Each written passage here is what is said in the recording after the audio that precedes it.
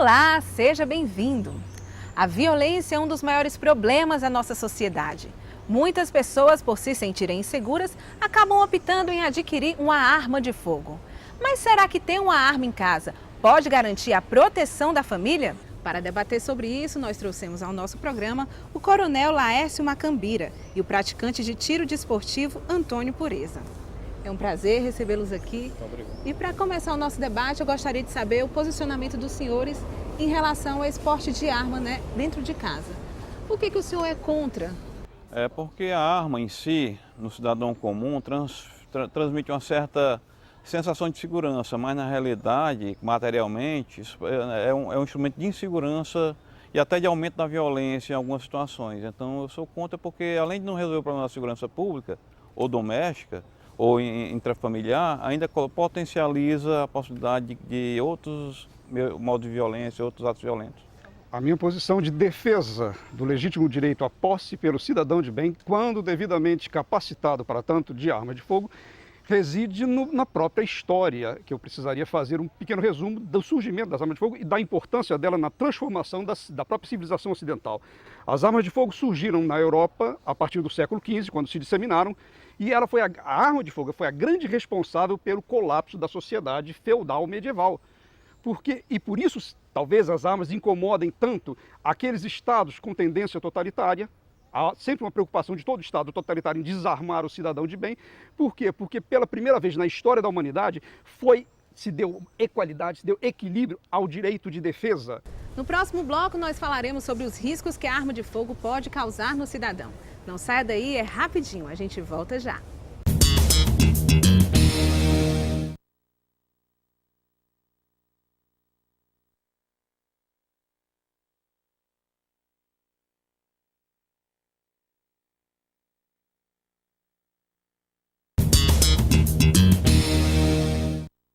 No programa de hoje, nós estamos discutindo sobre a posse de arma de fogo em casa. Debatendo sobre isso, nós trouxemos aqui o Coronel Laércio Macambira e o praticante de tiros desportivo Antônio Pureza. Para os senhores, uma arma de fogo em casa pode trazer uma maior proteção, tanto para quem tem a arma quanto para a família? A arma de fogo, como eu falei antes, é um recurso extremo e ela exige capacitação, preparo e disciplina para o uso. Então, nesse aspecto, o Estatuto, pelo menos, ele teve um aspecto extremamente positivo que, de certa forma, regulamentou para o cidadão de bem o acesso a esse instrumento, que, de fato, ele oferece risco. Ele exige formação, ele exige treinamento, exige, principalmente, disciplina e autocontrole para o uso. Mas ela é um recurso, sim, lícito e válido. Existe um ditado americano que diz o seguinte: Deus criou os homens, uns fortes, outros fracos, e o Coronel Colt igualou a todos. A questão da arma de fogo é essa, que ela me dá a capacidade de me defender contra um agressor que seja mais forte do que eu, desde que caracterizado em justa agressão. Entendeu? Então, mas exige a capacitação, exige muita disciplina. Ela não é uma coisa a que se coloque indiscriminadamente na sociedade como uma solução mais, como uma panaceia para todos os males, em hipótese alguma. Tanto que a prática do tiro desportivo, ela vem justamente disso. Ela impõe disciplina, ela impõe rigor, ela impõe autocontrole ao cidadão. E tem pessoas que são contra, o tiro desportivo? São, porque acham que isso vai aumentar a violência na sociedade, quando ao contrário, como eu falei para vocês, se nós temos uma sociedade livre e democrática hoje, foi graças às armas de fogo. A sociedade americana, com todos os defeitos que ela tem, ela foi criada pelo Minuteman, que era o agricultor que tinha numa mão um arado, na outra mão um fuzil, e ele conseguiu a liberdade dele através disso. Então, armas são um recurso extremo, mas infelizmente necessário. Eu vou mostrar por que não é uma boa saída por alguns números. Para você ter ideia, nos últimos 10 anos, a partir do Estatuto do Desarmamento, houve uma redução de 36% do número de homicídios, aliás, de suicídios provocados por arma de fogo. Mesmo assim, nos últimos 10 anos, ainda mais de 30 mil pessoas se suicidaram utilizando arma de fogo. Quer dizer, ela potencializa esse tipo de ação, sendo um instrumento fácil uso de você pegar e poder usar a qualquer momento, estando disponível na sua casa.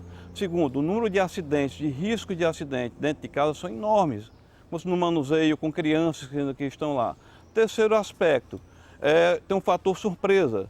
Você tem ideia, para que alguém possa levar alguma vantagem perante um inimigo, ou um assaltante, ou alguém que esteja lhe agredindo, um agressor, você tem que reagir no espaço curto de 2 segundos. A maioria das pessoas não está com esse tipo de habilitação. Às vezes, um policial de forças especiais ou um atirador que pratica diariamente tem essa habilidade do poder de reação em 2 segundos para levar vantagem perante um assaltante.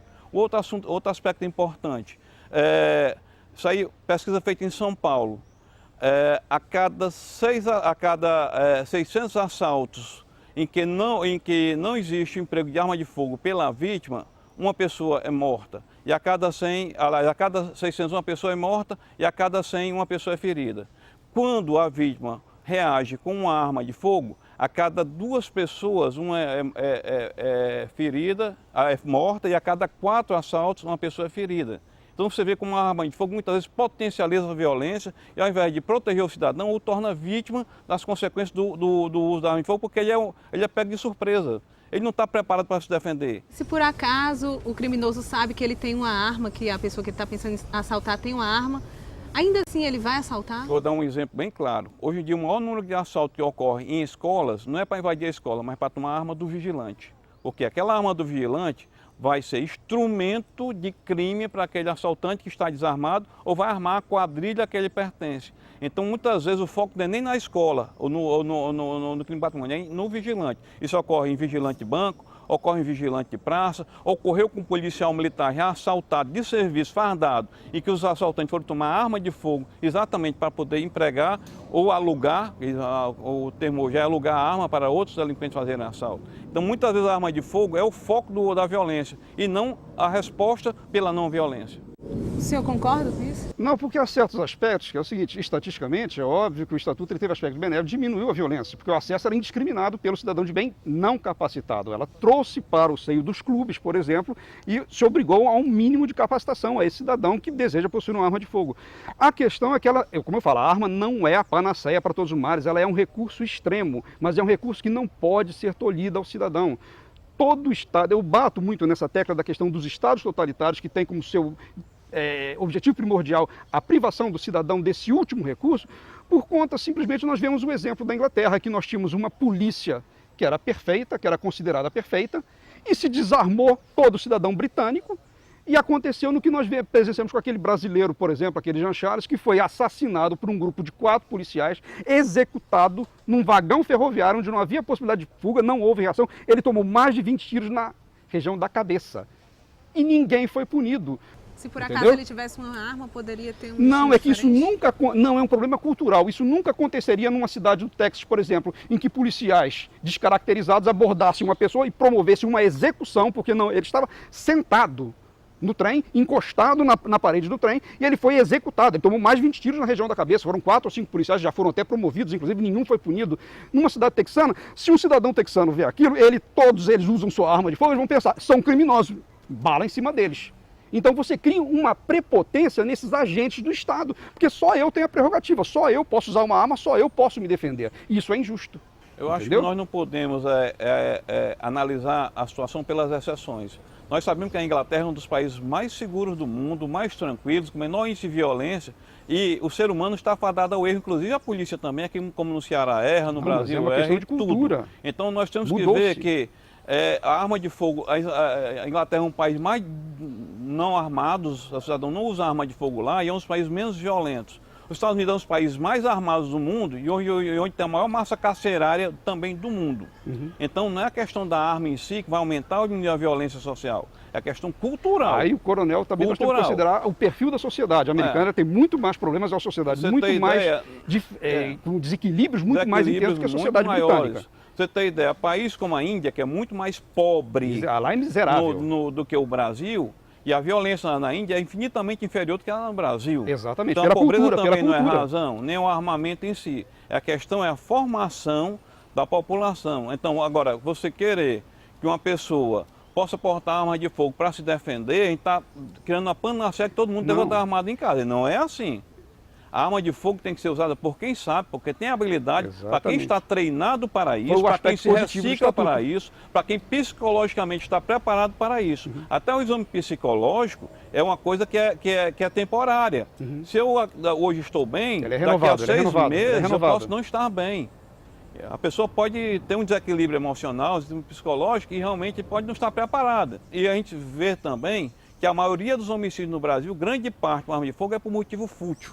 É briga de trânsito, é uma desavença entre vizinhos, é uma vingança ou é uma coisa temperamental. E a arma de fogo é um potencializador, não resta dúvida, é muito fácil. Ela potencializa É muito mais pela fácil capacidade que você ela tem de matar uma causar um dano pessoa. maior.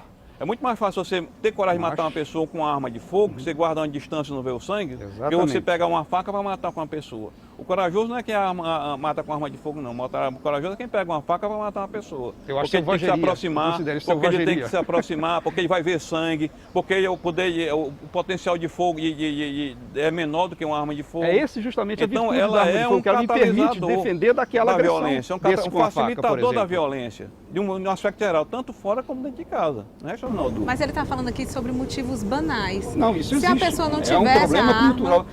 Ora, haveria violência da mesma forma. É como eu estou falando, prevaleceria o mais forte. Só que a arma de fogo ela é um Prevaleceria a vontade facilitador, mais forte. É aquela ele pessoa- catalisa é um a instrumento. violência, ela catalisa. Ela não catalisa. Ela amplifica o efeito, no Com caso. certeza. Ela amplifica o efeito pelo potencial que ela tem. Mas a grande virtude, aí reside justamente a grande virtude da arma de fogo, que é proporcionar àquela pessoa que em outras circunstâncias não teria nenhuma condição de defesa contra um agressor mais forte, ela equilibrou esse jogo de forças. Não equilibra, desequilibra. Ela equilibrou. Porque se eu chego com você e vou discutir... Porque se não eu vou havendo pra um- injusta agressão, não Não. se justifica o uso de uma arma de fogo. É o ponto que eu quero Porque chegar. se eu for Você é um agredir, se eu criminoso tenho- se se eu- você usa uma arma de fogo sem que haja uma injusta Mas, agressão. por exemplo, eu pegar e for agredir você sem arma de fogo, eu vou lhe dar um tapas em você. Você vai até se ferir. Pode ir para um Não. hospital, mas não vai morrer. Mas se você tem uma arma de fogo, fatalmente o risco é bem maior de você morrer e não sair vivo numa agressão. Até nisso, a densidade da violência é muito maior do que se você estiver desarmado. Se eu Não, estou numa porque briga de trânsito e eu existe- bato no meu carro e tenho uma discussão com alguém, se eu tenho um com raiva e o outro também tá, vamos nos agarrar, vai ter tapa, vai ter briga, rolar no chão Não, e mas tudo. não é pra Mas se eu acontecer tenho uma isso, arma de esse é que é o fogo, vai ser problema. muito mais grave a situação. Aí tem um efeito dissuasivo da arma de fogo. Quando a pessoa está devidamente preparada, inclusive psicologicamente, ela já evita qualquer A forma de passionalidade confronto não tem dissuasão. para não ter justamente que usar uma arma de Uma arma fogo. de- Ela a arma é de- a doutrina do equilíbrio nuclear. Ninguém usava bomba atômica porque todos sabiam que ela garantiria a mútua destruição das duas sociedades. dentro de um Não haveria princípio de vencedores. racionalidade Então ela tem um diplomática, efeito dissuasivo. dentro de um princípio de racionalidade diplomática, funciona com a arma nuclear. Mas uma arma de fogo é ligada à violência, ligada à paixão. Não tem razão. É por isso que A se pessoa deve está lá exigir a apaixonada, capacitação. defendendo o seu ponto de vista, ou está com raiva e quer se vingar. Então a arma de fogo potencializa essa situação. Mas ela e aumenta garantiria a violência. também a defesa ao outro, ao agredido. Ela hoje é Ela muito outro mais... também tivesse. Ela hoje é muito mais desvantajosa. Então o do que agressor vai vantajosa. pensar duas vezes. Entendeu? Se ele sabe que pode haver uma reação de que ele vai ser vitimado. Antes prevalece a vontade do mais forte. Na Suíça, um homem ao sair do serviço militar é obrigado a ter na sua casa uma arma de fogo. No entanto, o país tem uma das menores taxas de criminalidade. Eu gostaria de saber, se essa opção fosse adotada aqui no Brasil, poderia trazer bons resultados? Nós não podemos comparar uma cultura israelense e suíça com a cultura brasileira. Quem serve as Forças Armadas na Suíça e Israel são jovens já com nível universitário e qualificação muito alta. E a Suíça não, mas a Israel vive eternamente em guerra. É um país que nunca sim, desde, lá desde, é o desde estado que de foi guerra. criado que não vive É estado de guerra. É uma realidade diferente. No Brasil, quem serve as Forças Armadas, com raras exceções para as carreiras maiores, de oficiais, sargentos, normalmente são as pessoas que têm menor qualificação. Não tem outra opção de emprego Porque melhor. quem está numa faculdade, universidade como a Unifor, a primeira coisa que faz é pedir dispensa do serviço militar. Então quem vai ter essa arma, teria o direito de usar essa arma para levar para casa, são pessoas que não teriam preparo intelectual suficiente para isso e iam levar para situações de risco dentro de comunidades de risco. Porque o traficante vai estar de olho naquela arma e sabe que ali tem arma. Então são realidades totalmente diferentes. Não pode comparar a realidade suíça e israelense com a realidade do Brasil. O porte de armas pode trazer algum risco para o cidadão? Descubra agora na matéria. A campanha do desarmamento surgiu a partir da elaboração do Estatuto do Desarmamento criado em 2003. A iniciativa tem como objetivo conscientizar a população para os riscos de ter uma arma de fogo em casa. Nós temos uma lei chamada Estatuto do Desarmamento, que foi aprovada em 2003, é a Lei 10.826/03. E essa lei, ela criou o SINARM, que é o Sistema Nacional de Armas, que tem, dentre outros objetivos, cadastrar as armas de fogo, fiscalizar as armas, padronizar as armas, fazer um controle da circulação das armas de fogo. O Estatuto do Desarmamento, ele surgiu com esse propósito, primeiro para regulamentar isso, um cadastro nacional. O primeiro objetivo da campanha é esse, é receber, não é pagar para o próprio cidadão ele entregar uma arma que ele tem em casa. Outra campanha que também existe muitas vezes é no sentido de procurar estimular o cidadão a legalizar sua arma, ou seja, adquirir a posse, o registro da arma de fogo. Nos primeiros anos da campanha, 2004 e 2005, foram entregues 453 mil armas de fogo. Já em 2009, o número foi de 31.870 armas entregues. Para o professor de Direito, Márcio Vitor, a campanha não diminuiu a violência. A violência não diminuiu. O Estatuto do Desarmamento ele foi criado com o propósito de tirar a arma de fogo de circulação do país. Houve alguns exemplos em Nova York, etc., não é? Que foram feitas campanhas nesse sentido, só que as armas foi combatido também o verdadeiro sujeito passivo disso, que deveria ser quem? Né? O criminoso. No Brasil, neste ano, foram recolhidas 22.746 armas. O Ceará é o terceiro estado com menor quantidade de armas entregues. Após a entrega, as armas são inutilizadas e destruídas. As armas que são entregues, geralmente elas são destruídas. Elas não podem ser aproveitadas, porque é uma arma que geralmente não tem origem, não tem paradeiro. É uma arma que passou, não se sabe pela mão de quem, é uma arma que pode ter sido objeto de crime, então a arma de fogo ela é inutilizada. Para entregar sua arma, acesse o site www.entreguesuaarma.gov.br/desarmamento e veja os procedimentos necessários. Em Fortaleza, existem 10 postos de coleta das armas. Quer saber onde entregar? Fique de olho. Casa da Paz, Superintendência da Polícia Rodoviária Federal, Superintendência Regional da Polícia Federal, 5º Batalhão da Polícia Militar, 6º Batalhão da Polícia Militar, Batalhão de Policiamento Comunitário, Comando Geral da Polícia Militar, Delegacia Geral da Polícia Civil, Divisão de Homicídios e Proteção à Pessoa.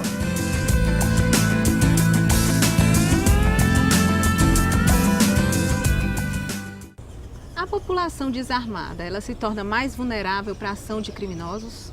Ela é vulnerável armada ou desarmada. Por quê? Porque o criminoso, quando ele vai fazer um assalto, ele tem um elemento de surpresa do lado dele.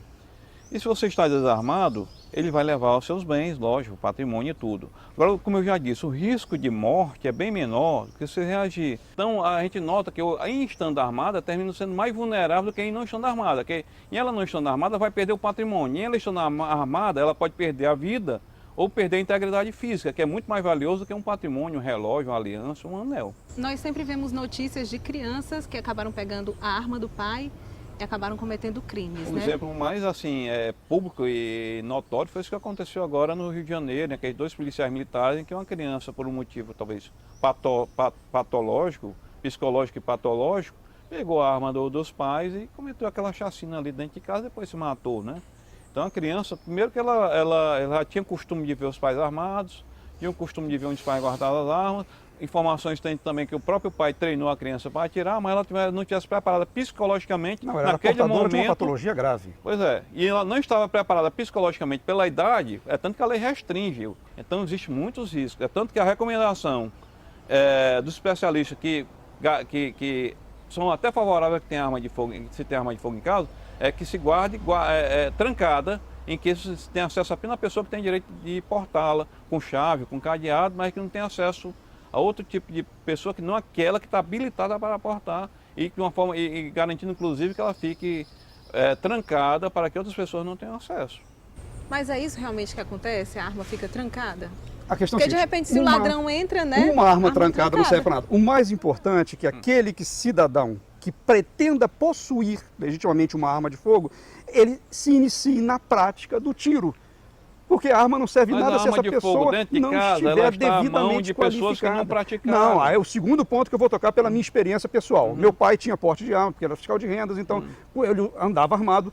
E eu sou uma pessoa que eu tenho contato com armas de fogo desde os 3 anos de idade, que a primeira preocupação dele foi justamente me ensinar os riscos e o manuseio daquilo ali e o respeito àquele instrumento.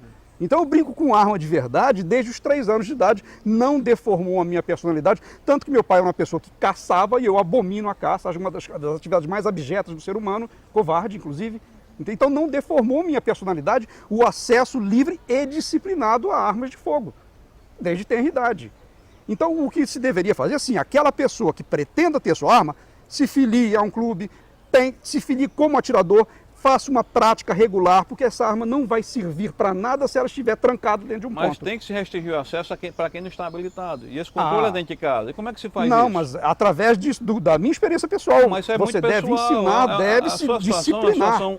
Pessoal, mas é uma questão, regra geral. deve se disciplinar. A regra geral é que a pessoa tem uma arma em casa. Porque aquele policial de São Paulo, ele fez uma prática correta, ele vive numa situação permanente de risco. Então ele ensinou o filho a atirar, porque numa situação extrema, de um ataque, como é comum em São Paulo acontecer atentados contra os policiais, aquela criança ela poderia se defender. O problema é que ninguém detectou que o filho dele era portador de uma psicopatologia grave. Mas não é só aquele. E já dava sinais recorrentes disso. Nos jornais, os casos de acidente dentro de casa e crianças pegando arma de fogo, mas e a realidade do Brasil, a sua realidade familiar é diferente da realidade da média brasileira. Não, mas é o ponto que nós temos que bater, é esse, em que o Estatuto foi favorável. Tem que se disciplinar, tem que se controlar, mas nós não podemos impedir A regra geral, que dispõe a obedecer regras básicas básicas de disciplina e capacitação. A regra geral, a arma de fogo só deve ser usada para quem está habilitado para isso. Se eu me habilitei para ter uma arma de fogo em casa, mas meus filhos não estão, minha mulher não está, meus sobrinhos não estão, então eu tenho que restringir o acesso às pessoas a essa arma. Como eu vou fazer? Eu tenho que agir. Você tem que matar a curiosidade da criança. A partir do que você mostrou como funciona, ela não vai ter mais aquele estímulo de querer usar depois. Mas de mostrar para os amigos? Não, em hipótese alguma. Ela tem que ser disciplinada, ela tem que ser educada nesse sentido. Eu acho que, exatamente, é um objeto lúdico. A televisão todo dia mostra filmes, os jogos de videogame, todo mostram o emprego de arma de fogo. A arma de fogo é um instrumento de empoderamento e de prestígio perante os que não têm. E isso aí mexe muito com a cabeça das crianças. Quais os procedimentos para possuir uma arma de fogo no Brasil? Veja agora. Vai.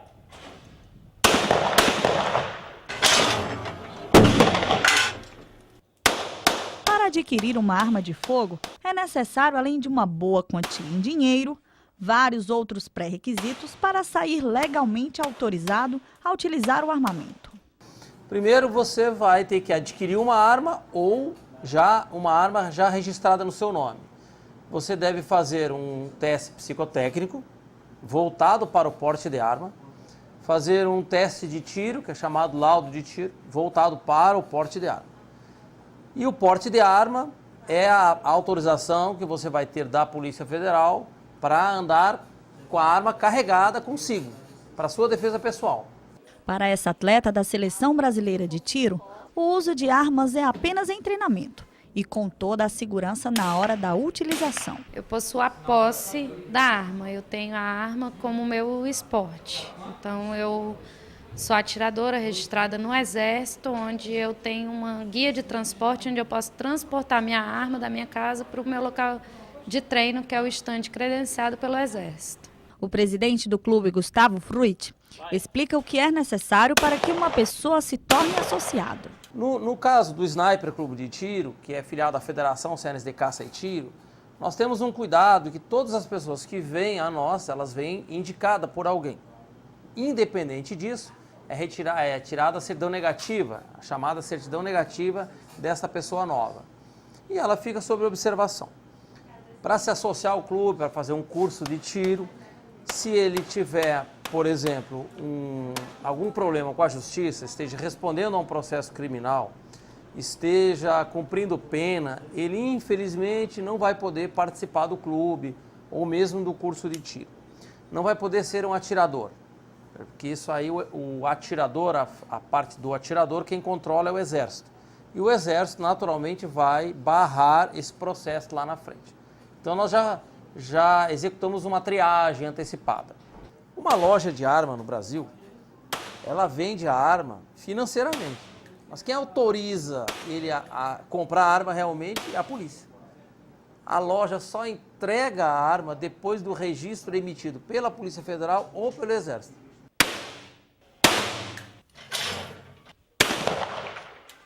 O senhor acha que o desarmamento pode diminuir os homicídios? Nós estamos numa situação, essa pergunta, nós temos que avaliar duas situações distintas. Eu citei há pouco, conversando que, há questão de anos atrás, São Paulo, quando eu tinha porte de armas, e quando se cancelou o porte de armas para o cidadão comum, eu passei a usar carro blindado. Quer dizer, muda, nós temos que ter uma doutrina de segurança. Armas facilitam crimes, mas elas também permitem a defesa. Hoje nós temos uma banalização da violência na nossa sociedade, que não é só a questão de discutir. Primeiro, criminosos têm acesso indiscriminado a qualquer tipo de arma, seja ela restrita ou não. Bandido não compra arma em loja. Não vai devolver, né? Não, também? ele não vai devolver também. Entendeu? Então a questão é essa. Primeiro o Estado tem que providenciar a retirada das armas que estão na mão da criminalidade. E o aspecto positivo, sim, armas de fogo são um direito lícito do cidadão. Ele deve ter esse direito, mas tem que se haver um controle sobre aquele cidadão que tem acesso, já que é um instrumento com potencial agressivo grande. Não pode ser indiscriminado, como é nos Estados Unidos, por exemplo. Lá você chega numa loja e sai com um fuzil na mão. Entendeu? Isso não pode, tá certo? Mas a arma não pode ser nem o vilão total, nem a panaceia. É como eu falei, a grande virtude da arma de fogo foi que ela igualou os cidadãos no seu direito à defesa. Ela deu a chance do mais fraco se defender do mais forte. Essa é a grande virtude. E isso mudou a própria civilização ocidental. O senhor acha que isso é bom para o cidadão? Não, eu acho ter a que oportunidade de se defender? Não, eu acho que o desarmamento, a pergunta que foi feita, o desarmamento reduz a violência, com certeza. Agora o desarmamento tem que ser geral, do criminoso principalmente, né? O recrudescimento do criminoso. O cidadão também, a lei já prevê que tem que desarmar mesmo, não é que seja desarmado, e tem as restrições do emprego da arma de fogo. O cidadão pode ter arma de fogo, a lei prevê, só que é muito restrito. E o desarmamento em si tem que acontecer, por isso tem que ser mais eficiente no desarmamento, porque quanto menos armas circulando, com certeza o risco de homicídio é bem menor.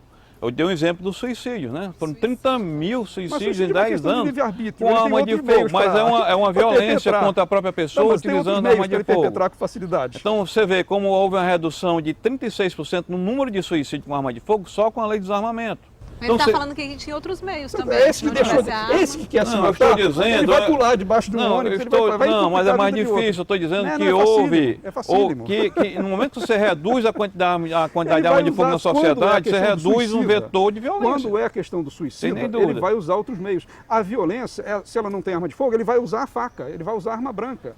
Então, é como eu estou falando. Mas ele potencializa. Enquanto com um revólver você mata 3, 4, com a faca você não mata 3, 4. É como eu estou falando, a questão da justiça é essa, porque ela potencializa a capacidade de defesa. Agora mesmo, houve um assalto agora, um latrocínio, em que 2 irmãos morreram com tiro de arma de fogo. Se o cara tivesse armado com um pau ou com uma faca, não teria morrido 2. Poderia ter morrido até 1, ou nenhum.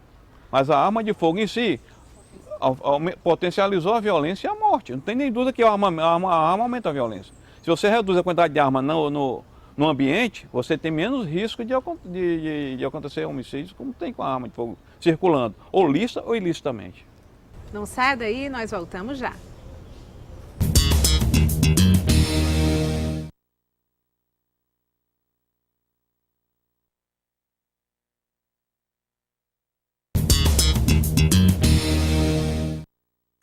No programa de hoje, nós estamos discutindo sobre a posse de armas de fogo em casa. Agora nós abriremos espaço para as considerações finais dos nossos debatedores. Como eu falei, a arma de fogo ela tem um potencial ofensivo grande, mas ela deu esse equilíbrio, ela deu justeza à capacidade de defesa do cidadão, individualmente. Entendeu? Então, não vai acabar. Se nós banirmos a arma de fogo da sociedade, nós não acabaremos com a violência, porque a violência é intrínseca ao indivíduo, ao criminoso. Apenas o que vai prevalecer é o poder do mais forte, em detrimento, seja justo ou não, do mais fraco. minha opinião é que a arma de fogo continua sendo um grande potencial de violência. Ele potencializa, ela catalisa a violência. E até ela dá volume à violência, como você teve o caso desse latrocínio. Então, no momento que você tem uma facilidade de ter uma arma de fogo por um motivo passional, ou até por um motivo fútil, ou mesmo um bandido ilicitamente, ele pode, com a arma de fogo, ele tem muito mais potencial de fogo. Já diz, aumenta o potencial de violência. Aumenta o potencial, aumenta a violência. Então, quanto menos arma de fogo circulando no país, maior a prevenção e a redução do número de homicídios ou de violência contra a pessoa no aspecto da integridade física. Nosso programa vai ficando por aqui. Eu agradeço a participação dos nossos convidados. E você aí de casa, é a favor ou é contra a posse de arma dentro de casa? Muito obrigada pela sua companhia e até o próximo programa.